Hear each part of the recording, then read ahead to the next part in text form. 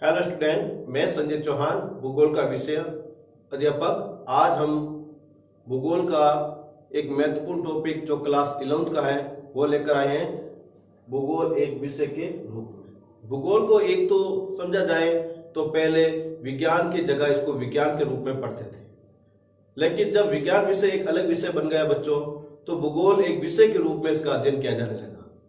विज्ञान को एक विषय के रूप में अध्ययन किया जाने लगा, जिसमें हम देखेंगे कि भूगोल क्या है, भूगोल शब्द का नामकरण किसने किया, भूगोल शब्द का नामकरण कब हुआ, भूगोल का शाब्दिक अर्थ क्या है, भूगोल शब्द किस भाषा से बना हुआ है, इन सब के बारे में अध्ययन करेंगे। और साथ में जो भूगोल का जो पूर्ण परिचय है, इंट्रोडक्शन है, वो भी उसके बारे में जानकारी प्राप्त करेंगे कि भूगोल हम किस तरह पढ़ सकते हैं, किस तरह एक विषय के रूप में लेकर इसका सारे जगह पर इसमें अध्ययन किया जाता है। आपको मालूम ही है भूगोल से बहुत सारे ऐसे विषय आपस में जुड़े हुए रहते हैं, जैसे गणित है, इतिहास है, अर्थशास्त्र है, राजनीतिक विज्ञान है, नृत्य विज्ञान है और ग्रह विज्ञान है। ये सारे विषय हैं जो भूगोल से आपस में क्या है, जुड़े होते हैं, जिसमें भूगोल के अंदर इसका अध्ययन किया जाता है। तो आज हम भूगोल का एक परिचय जो टॉपिक है उसके रूप में इसका अध्ययन करेंगे। तो भूगोल का जो परिचय है, इंट्रोडक्शन है, उससे संबंधित इसका पहला पॉइंट देखते हैं बच्चों। भूगोल शब्द का सर्वप्रथम प्रयोग इराटोस्थेनीज ने किया था। देखो, सबसे पहले बात यही है, यदि आपसे पूछ लिया जाए कि भूगोल शब्द का नामकरण करने वाले व्यक्ति कौन थे, तो इसका उत्तर क्या होगा? इराटोस्थेनीज। कौन थे? इराटोस्थेनीज नामक भूगोलवेत्ता थे, जिसने सर्वप्रथम भूगोल शब्द का क्या किया था? नामकरण किया था। दूसरा बिंदु लेते हैं अपन, ये ग्रीक विद्वान 276 से 194 ईसा पूर्व, कब? 276 से 194 ईसा पूर्व में इस शब्द का प्रयोग किया था। अब देखो बच्चों, इसमें दो क्वेश्चन आ गए। कितने क्वेश्चन आ गए? दो। पहला क्वेश्चन, इराटोस्थेनीज नामक भूगोलवेत्ता कहाँ के विद्वान थे? ग्रीक के विद्वान थे। कहाँ के थे? ग्रीक के विद्वान थे। उन्होंने भूगोल शब्द का नामकरण कब किया था? 276 से 194 ईसा पूर्व किया था। ठीक है बच्चों। अब अगला बिंदु देखते हैं, यह शब्द ग्रीक भाषा के दो मूल शब्द से बने हुए हैं। याद रखना, भूगोल शब्द किस भाषा का है? शब्द है ग्रीक भाषा का। कौन सी भाषा का? ग्रीक भाषा का शब्द है, जिसमें दो शब्द कौन से? पहला शब्द है जियो। कौन सा शब्द है? जियो। और जियो का अर्थ क्या होता है? पृथ्वी। क्या अर्थ होता है बच्चों? पृथ्वी। एवं दूसरा शब्द कौन सा है? ग्राफोज। कौन सा शब्द है? ग्राफोज, जिसका वर्णन, जिसका अर्थ क्या होता है? वर्णन से प्राप्त किया गया। तो याद रखना, इराटोस्थेनीज नामक जब भूगोलवेत्ता थे, जो 276 से लेकर 194 ईसा पूर्व उन्होंने भूगोल शब्द का नामकरण किया था, तो उन्होंने ग्रीक भाषा के दो शब्द से इस भूगोल शब्द का वर्णन किया था। एक शब्द था कौन सा? जियो, और दूसरा कौन सा था? ग्राफोज। इन दो शब्दों से उन्होंने भूगोल शब्द का नामकरण किया था। एक कुछ बिंदु है बच्चों, याद रखना, भूगोल को अंग्रेजी में क्या कहते हैं? तो याद रखना, जियोग्राफी। क्या कहते हैं? जियोग्राफी। याद रखना बच्चों, भूगोल को अंग्रेजी में क्या कहते हैं? जियोग्राफी। और भूगोल को ग्रीक भाषा में क्या कहते हैं? तो याद रखना, जियोग्राफोज। क्या कहते हैं? जियोग्राफोज। और हिंदी में तो आपको मालूम है क्या कहेंगे इसको? भूगोल। क्या कहेंगे? भूगोल। याद रखना, भूगोल को अंग्रेजी में ज्योग्राफी, ग्रीक भाषा में जियोग्राफोज और हिंदी में भूगोल। याद रखना। अगला बिंदु देखते हैं, दोनों शब्दों को जोड़ने पर भूगोल की परिभाषा बनती है। कौन से? जियो और ग्राफोज। इन दोनों शब्दों को जोड़कर भूगोल की परिभाषा देखते हैं तो होता है पृथ्वी का वर्णन करना। पृथ्वी का वर्णन करना, चाहे वो स्थल, जल, वायु कोई से भी भाग हो, चाहे जीव हो, चाहे प्राणी हो, चाहे वनस्पति हो, चाहे कोई भी चीज हो, उन जो पृथ्वी के धरातल पर पाए जाते हैं उन सब का वर्णन करना ही क्या कहलाता है? भूगोल कहलाता है। क्या कहलाता है? भूगोल। अगला बिंदु देखते हैं, पृथ्वी को सर्वदा मानव के आवास या कोष्टक में डाला हुआ निवास के रूप में ही देखा गया, और पृथ्वी को मानव के निवास के रूप में ही देखा गया। ऐसे बात समझे तो सभी जीवों का निवास कहाँ है? पृथ्वी के ऊपर है। तो मानव को भी निवास कहाँ है? पृथ्वी के ऊपर। इसलिए पृथ्वी को मानव के निवास के लिए बनाया गया, इस रूप में देखा गया है। और इस दृष्टि से विद्वान भूगोल को मानव आवास के रूप में पृथ्वी का वर्णन को परिभाषित कर, इसी दृष्टि से को ध्यान रखते हुए भूगोलवेत्ता ने पृथ्वी को जो परिभाषा थी या भूगोल की जो परिभाषा थी, उन्होंने मनुष्य के आवास के रूप में पृथ्वी का वर्णन करना बताया। तो याद रखना, पृथ्वी मनुष्य के आवास के लिए बनी हुई है। इसी को ध्यान में रखते भूगोलवेत्ता ने पृथ्वी की जो भूगोल की जो परिभाषा दी, वो मानव के आवास के रूप में पृथ्वी का वर्णन करना ही क्या कहलाता है? भूगोल कहलाता है। इस तरह उन्होंने अपनी परिभाषा को अपने विषय के रूप में परिभाषित की। अगला देखते हैं, पृथ्वी बहुआयामी है। बहुआयामी मतलब पृथ्वी बहुत सारे ऐसी गतिविधियां हैं जिसके बारे में हम अध्ययन नहीं कर सकते, इसलिए बहुत सारे आयामों से जुड़ी हुई मानी गई है। इसलिए अनेक प्राकृतिक विज्ञान और अनेक जो प्राकृतिक विज्ञान जो प्रकृति से जुड़े हुए जो संबंध रखने वाले जो विज्ञान, उसके जैसे भौमिकी। भौमिकी का अर्थ होता है भूमि। भौमिकी का अर्थ क्या होता है? भूमि। तो भूमि के बारे में भी अध्ययन किया जाता है। आपको मालूम ही है, हमारी भूमि सभी जगह एक समान नहीं, कहीं पर पर्वत है, कहीं पर पठार है, कहीं पर मैदान है, कहीं पर घाटियां हैं, कहीं पर ब्रंश है, और कहीं पर आपने देखा होगा और विभिन्न प्रकार के उच्चावच है, देखा होगा आपने। इन सब के बारे में जो अध्ययन किया जाता है, पहाड़, मैदान, नदियां, घाटियां, समुद्र, महासागर, इन सब के बारे में, तो वो कौन सा विज्ञान होगा? भूमिकी। क्योंकि ये सारी जो गतिविधियां हैं वो पृथ्वी के भूमि के ऊपर है बच्चों। कहां पर है? पृथ्वी की भूमि के ऊपर। तो इन सब का अध्ययन है और किस विषय में किया जाता है? भौमिकी विज्ञान के अंदर किया जाता है। अब है मृदा विज्ञान, पेंडालॉजी। ठीक है, यदि आपसे पूछ ले पहले मृदा क्या है, सॉइल क्या है, रेत क्या है, तो आपको कोई ज्यादा डिफिकल्ट परिभाषा भी नहीं है बच्चों, नॉर्मल से परिभाषा। धरातल के ऊपर, धरातल के सबसे ऊपरी परत जो विभिन्न प्रकार के जैविक तत्व और ह्यूमस से बनी हो, उससे अपन क्या कहते हैं? मिट्टी कहते हैं, या मृदा कहते हैं, सॉइल कहते हैं। याद रखना, धरातल के सबसे ऊपरी परत जो विभिन्न प्रकार के जैविक तत्व और ह्यूमस से बनी हो, उसे क्या कहते हैं? मृदा कहते हैं। बच्चों आपको मालूम होना चाहिए, मिट्टी विभिन्न प्रकार की होती है। भारत के अंदर देखते हैं तो 9 प्रकार की मिट्टियां पाई जाती हैं, आपकी 11th के बुक से अंदर दिया वो भी है। और विश्व के अंदर देखते हैं तो बहुत प्रकार की मिट्टियां देखने को मिलती है। और आपको पता ही है, मिट्टी का जो गुण है, गठन है, वहां के पाई जाने वाले सेलों की विशेषता बताते हैं। वहां की सेलों की क्या बताते हैं? विशेषता बताते हैं। समुद्र विज्ञान।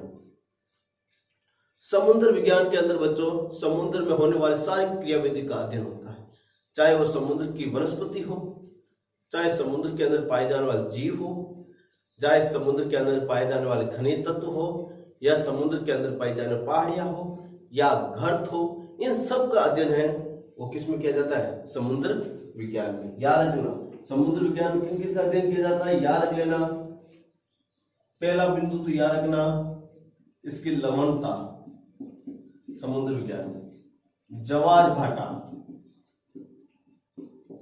खनिज तत्व, वनस्पति, जीव, गर्त, कटके, ब्रंश, घाटिया, इन सब का जो अध्ययन है, जो समुद्र से जुड़े हुए हैं, इन सब का अध्ययन है वो अपन किसमें करेंगे? समुद्र विज्ञान में करेंगे। किसमें करेंगे? समुद्र विज्ञान जो टॉपिक है उसके अंदर हम सब इसका अध्ययन होता है। अगला है वनस्पति शास्त्र। वनस्पति शास्त्र में वनस्पति का अध्ययन होता है। किसका अध्ययन होता है बच्चों? वनस्पति का। सबसे पहले वनस्पति क्या होती है वो उसकी परिभाषा देखिए बच्चों। वनस्पति सीधी सी परिभाषा है बच्चों, धरातल के सबसे ऊपरी परत पर पाए जाने वाले वाले पेड़ पौधे, घास आदि को वनस्पति कहा जाता है।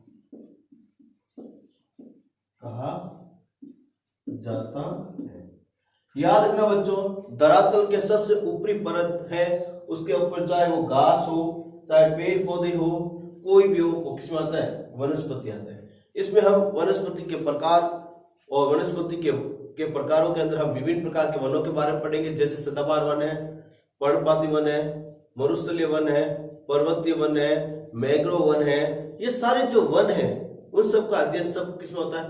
वनस्पति शास्त्र के अंदर होता है। इसके अलावा बच्चों हमने और भी देखते हैं कि चाहे पेड़ों के आयु संबंध हो या पेड़ों के युग हो, ये सभी जो वनस्पति के सारे संबंधित तत्व हो उसका भी अध्ययन हम वनस्पति शास्त्र में ही करते हैं।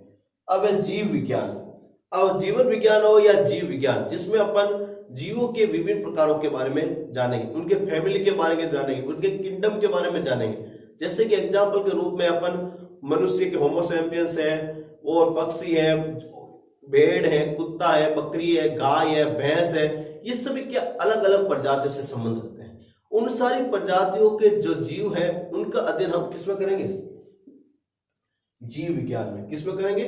जीव विज्ञान। अब है अगला पॉइंट, मौसम विज्ञान।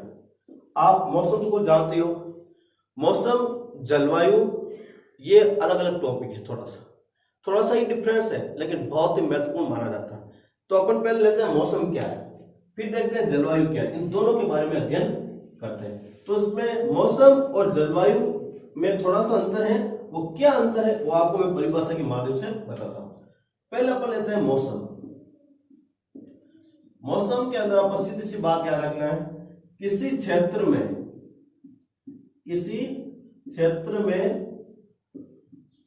थोड़े समय के लिए वायुमंडलीय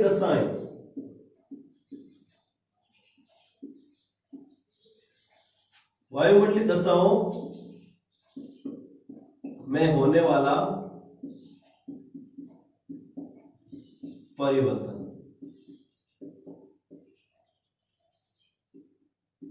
क्या कहलाता? मौसम। याद रखना बच्चों, परिभाषा क्या है? किसी क्षेत्र में थोड़े समय के लिए वायुमंडलीय दिशाओं में होने वाला परिवर्तन क्या कहलाता है? मौसम। अब यदि पूछ ले जलवायु, तो परिभाषा है किसी क्षेत्र में लंबे समय के लिए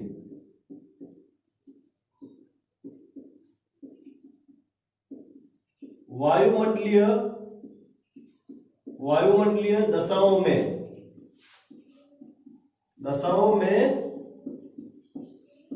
होने वाला परिवर्तन। देखो बच्चों, देखो परिभाषा सेम है, लेकिन थोड़ा सा यहाँ पर थोड़ा अंतर है, लंबे समय के लिए और थोड़े समय के लिए। जैसे एग्जाम्पल के रूप में एक दिन में जो घटनाएं घटित हो जाती है, आपने देखा होगा बारिश के मौसम में सुबह के समय खुली धूप होती है, दोपहर को बादल छा जाते हैं और शाम तक होती हुई बारिश हो जाती है। तो एक ही दिन के अंदर 3 घटनाएं घटित हुई, सूरज का पूर्ण रूप से प्रकाश का होना, बादलों का निर्माण होना और वर्षा का होना। ये सारी वायुमंडलीय घटनाएं थोड़े समय में घटित हुई, इसलिए उसे क्या कहा गया? मौसम। फिर अपन के जलवायु, जैसे अपन सर्दी है, गर्मी है, वर्षा है, ये सारी ऋतु है ना, किसमें आती है? जलवायु। ये कुछ समय के लिए होती है, ये काफी लंबे समय के लिए हो सकती है। जैसे एग्जाम्पल के रूप में गर्मी का मौसम है लगभग 4 महीने का होता है, सर्दी का मौसम लगभग 4 महीने का होता है, और बारिश का मौसम भी क्या होता है? लगभग 4 महीने। ये सारी लंबी प्रवृत्ति है, वो सब इसके अंदर ही जलवायु में आती है। फिर इसमें अपन मौसम विज्ञान के अंदर अपन देखो ऋतुओं के बारे में पढ़ेंगे, ऋतु के बारे में, तापमान के बारे में पढ़ेंगे, वर्षण के बारे में पढ़ेंगे, आर्द्रता के बारे में पढ़ेंगे। ये सारे जो टॉपिक है वो किससे है? मौसम विज्ञान से संबंधित है। किससे विज्ञान से संबंधित है बच्चों? मौसम विज्ञान से संबंध रखते हैं। तथा अन्य सविज्ञान, मतलब इसके अलावा बहुत सारे ऐसे जो विज्ञान है जो भूगोल से जुड़े हुए हैं। जैसे सामाजिक विज्ञान के अनेक सहयोगी विषय। सामाजिक विज्ञान के अनेक सहयोगी विषय, जैसे अपन 10th क्लास में होते हैं, आपने पढ़ा भी होगा। तो 10th क्लास के बुक्स में आपने सामाजिक विज्ञान पढ़ी है, उसके अंदर भूगोल के भी टॉपिक हैं, राजनीतिक विज्ञान के भी टॉपिक हैं, समाजशास्त्र के भी टॉपिक हैं, इतिहास के भी टॉपिक हैं। तो एक ही सामाजिक विज्ञान में अलग अलग विषयों का एक सार बनाकर जब अध्ययन करेंगे तो वो सारे विषय क्या होंगे, भूगोल के सब विषय होंगे, मतलब इसके सहयोगी विषय माने गए। ठीक है, जैसे अर्थशास्त्र। अर्थशास्त्र आपको नाम भी सुना होगा, एक कौटिल्य चाणक्य का नाम, विष्णुगुप्त, ये एक ही व्यक्ति के नाम है, कौटिल्य, चाणक्य और विष्णुगुप्त। उन्होंने ये इसकी रचना की थी। मौर्य साम्राज्य के समय अर्थशास्त्र का निर्माण हुआ था चंद्रगुप्त मौर्य के समय। चंद्रगुप्त मौर्य के समय उनके प्रधानमंत्री रहे थे कौन, चाणक्य। उन्होंने अर्थशास्त्र का निर्माण किया था और अर्थशास्त्र के अंदर वहां की जो विभिन्न प्रकार की जो सैनिक गतिविधियां थी, राजनीतिक गतिविधियां थी, उन सब के बारे में अध्ययन होता था। अब हम देखते हैं बच्चों अर्थशास्त्र क्या है पहले, फिर अपन अलग अलग विषयों के बारे में और जानेंगे। बच्चों देखो, अर्थशास्त्र की बात करते हैं तो अर्थशास्त्र की यदि परिभाषा देखते हैं तो बहुत ही सिंपल तरीके से, कोई जटिल नहीं है बच्चों। अर्थशास्त्र का 3 बिंदु पर अध्ययन होता है। अर्थशास्त्र में कितने बिंदु पर अध्ययन होता है? 3। पहला, उत्पादक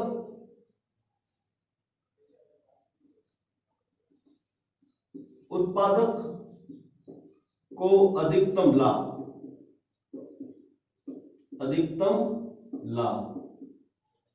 उत्पादक को अधिकतम लाभ।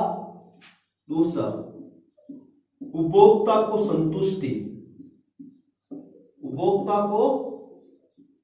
संतुष्टि, तीसरा, समाज का कल्याण, समाज का आर्थिक कल्याण। ये होती है अर्थशास्त्र। यदि ये तीनों प्रवृत्ति होगी तो वो क्या होगी, अर्थशास्त्र कहलाएगी। पहले उत्पादक को अधिकतम लाभ, जैसे आपकी कंपनी है, जैसे आपने साबुन की कंपनी है, पेन की कंपनी XYZ है, जब उसका प्रोडक्ट बनाते हैं और उसमें आपको लाभ नहीं मिलेगा, क्या आप फैक्ट्री चलाओगे? नहीं, बंद कर दोगे। इसलिए उत्पादक को अधिकतम क्या मिलना चाहिए, लाभ भी मिलना चाहिए। दूसरा, उपभोक्ता को संतुष्टि।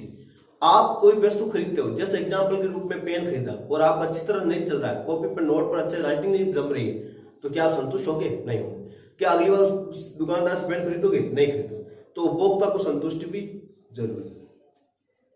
समाज का आर्थिक कल्याण, यदि दोनों प्रवृत्ति संतुलित है तो समाज में क्या होगा, आर्थिक कल्याण। वही क्या होती है, अर्थशास्त्र होती है। अर्थशास्त्र के जो विचारक थे कौन थे? चाणक्य। कौन थे? चाणक्य कह सकते हो, विष्णुगुप्त कह सकते हो और कौटिल्य भी कह सकते हो। ये व्यक्ति एक ही था, नाम थे इसके अलग अलग, ठीक है, एक ही व्यक्ति थे, ध्यान रखना। और ये किस समय छपी थी, या किस समय ये पुस्तक आई थी? मौर्य साम्राज्य के समय। कौन से साम्राज्य में? मौर्य साम्राज्य में। ये पुस्तक किस शासक के समय थी? चंद्रगुप्त मौर्य, जो गुप्त मौर्य साम्राज्य का संस्थापक माना गया, चंद्रगुप्त मौर्य। ठीक है बच्चों, तो अर्थशास्त्र की ये है अपन की शॉर्ट स्टोरी। अब इतिहास। इतिहास क्या है? इतिहास आपको पता ही है, काली घटनाएं होती हैं या बीती हुई बातें होती हैं। तो सीधा सा याद रखना है, इतिहास किसी भी प्राचीन घटनाओं का क्रमबद्ध अध्ययन करना है। इतिहास किसी प्राचीन घटनाओं का क्रमबद्ध अध्ययन करना ही क्या कहलाता है? इतिहास कहलाता है। तो इतिहास के जो विचारक थे वो कौन थे? हेरोडोटस।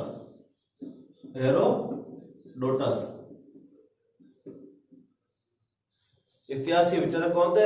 हेरोडोटस। आपको याद होना चाहिए बच्चों, विश्व इतिहास के जनक हेरोडोटस थे, भारतीय इतिहास के जनक वेद व्यास थे, और राष्ट्रीय इतिहास के जो जनक है वो कर्नल जेम्स टोड है। याद रखना। एक बार मैं पुनः यहाँ पर लिख देता हूं वापस अच्छी तरह से आपके लिए, ठीक है बच्चों। यदि आपको पूछ ले इतिहास के विश्व इतिहास, विश्व इतिहास।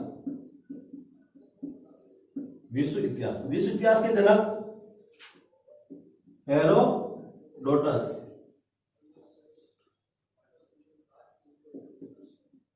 हेरोडोटस, ठीक है। भारतीय इतिहास,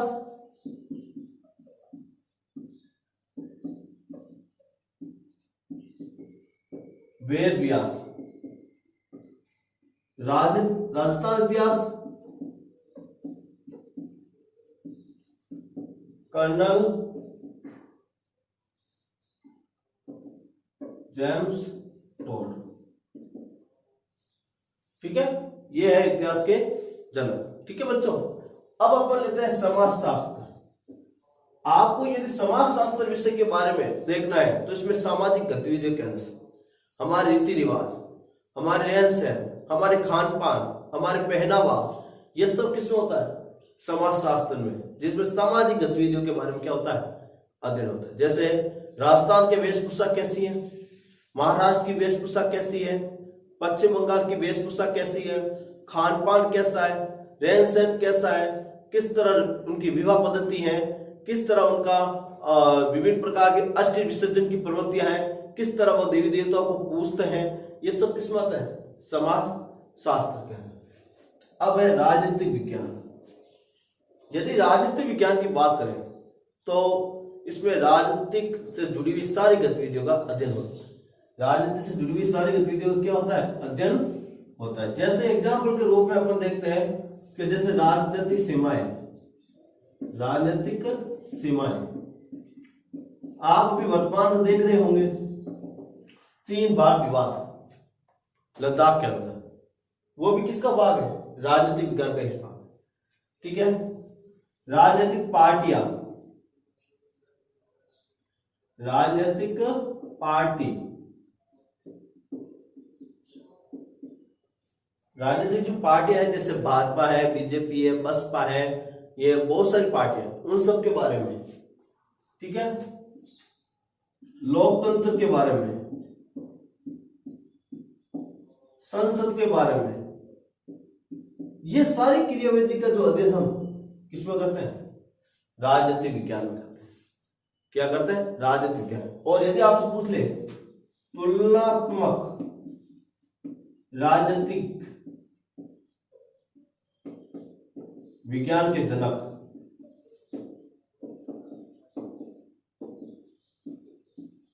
तो इसका जनक कौन है? अरस्तु। कौन है बच्चों? अरस्तु। तुलनात्मक राजनीतिक विज्ञान के जो जनक है वो कौन है बच्चों? अरस्तु है, याद रखना।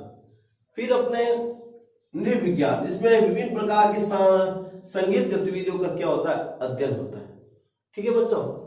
इत्यादि धरातल की वास्तविकता के विभिन्न पक्षों का अध्ययन करना, ये सारे विषय हैं जो भूगोल से सह विषय के रूप में जुड़े हुए हैं। वो हमारी धरातल की जो वास्तविकता है, कैसा धरातल है, उसकी हमें जानकारी देता है।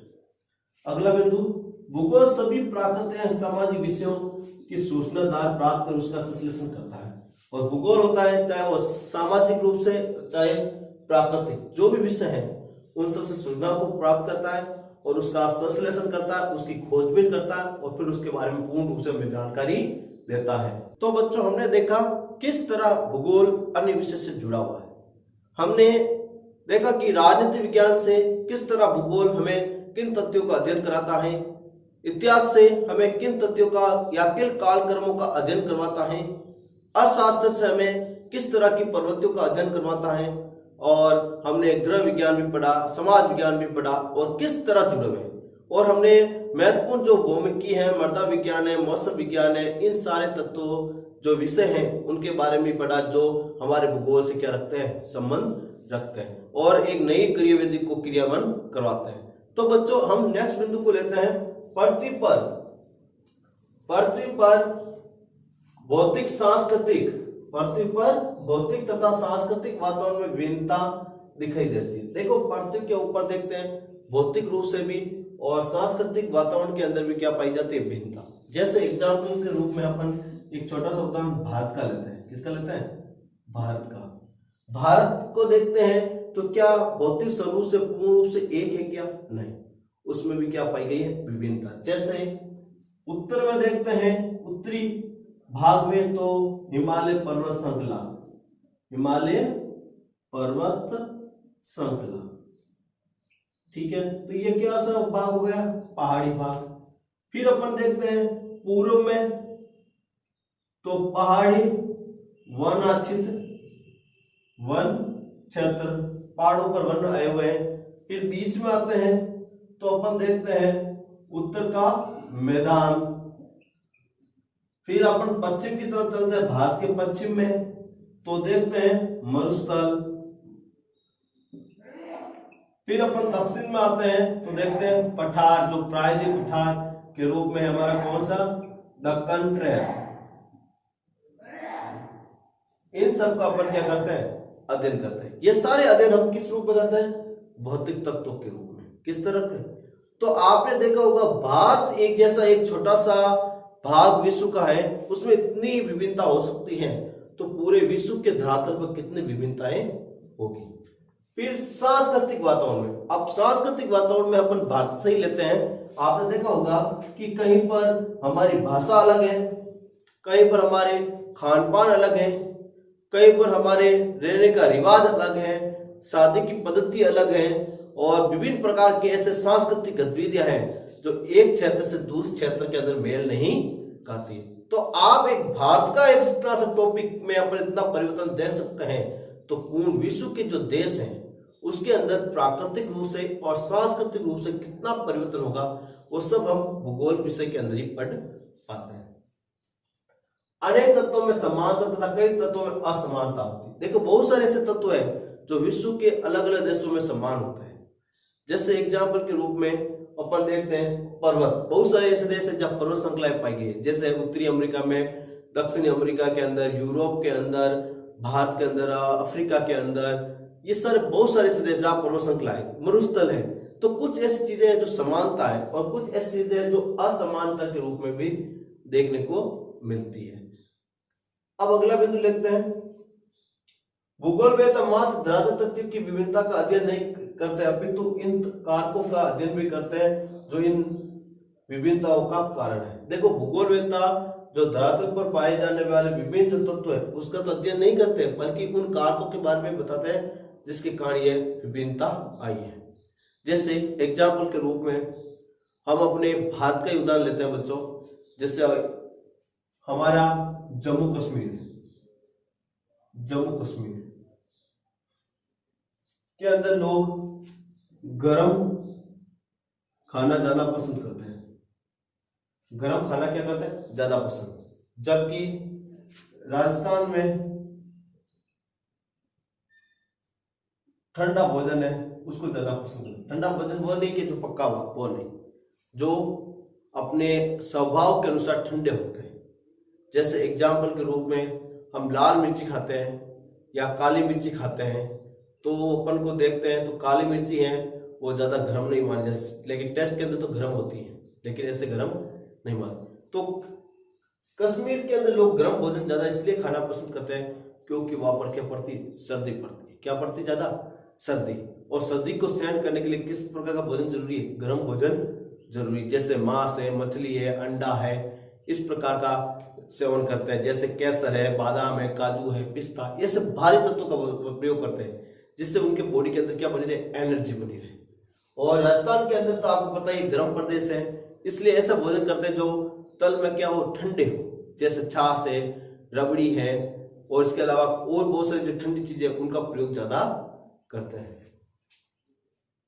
अगला बिंदु, भौतिकी या मानव दोनों प्रकार के भौगोलिक तथा स्थैतिक अपितु गत्यात्मक होते हैं। चाहे मानविक क्रियाएं हो चाहे भौतिक क्रिया हो, वो कभी स्थायी नहीं होता, उसमें परिवर्तन आता रहता है। जैसे एग्जाम्पल के रूप में हमारे मनुष्य के ऊपर ले लो, पहले हमारे पूर्वज किस तरह रह रहे थे और वर्तमान हम किस तरह परिवर्तन आए। पहले भौतिक कारक कैसे थे और वर्तमान में कैसे कारक है। पहले आपको पता ही था, जब गर्मी होती थी तो लोग खेजड़ी के नीचे, कोई भी पेड़ की छांव के नीचे सोते थे, लेकिन आज ऐसे कूलर इनका प्रयोग करते हैं, ठंडा वातावरण हो जाता है। तो ये क्या हो गया, हमारे प्रकृति को परिवर्तन कर दिया और मनुष्य के रहन सहन में क्या आ गया, परिवर्तन आ गया। वे सतत परिवर्तनशील पृथ्वी तथा अथक एवं निरंतर सक्रिय मानव के बीच में आबद्ध प्रतिक्रिया के फलस्वरूप कालांतर में परिवर्तन किया है।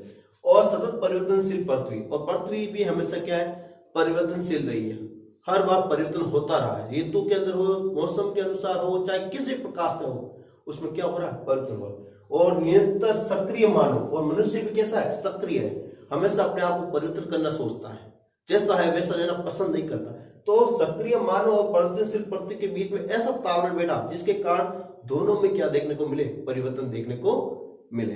तो आज बच्चों हमने क्लास 11th का भूगोल एक विषय के रूप में जो टॉपिक था उसके बारे में पढ़ा और देखा कि किस तरह अन्य विषय भूगोल से जुड़े हुए हैं और भूगोल के अध्ययन में योगदान देते हैं।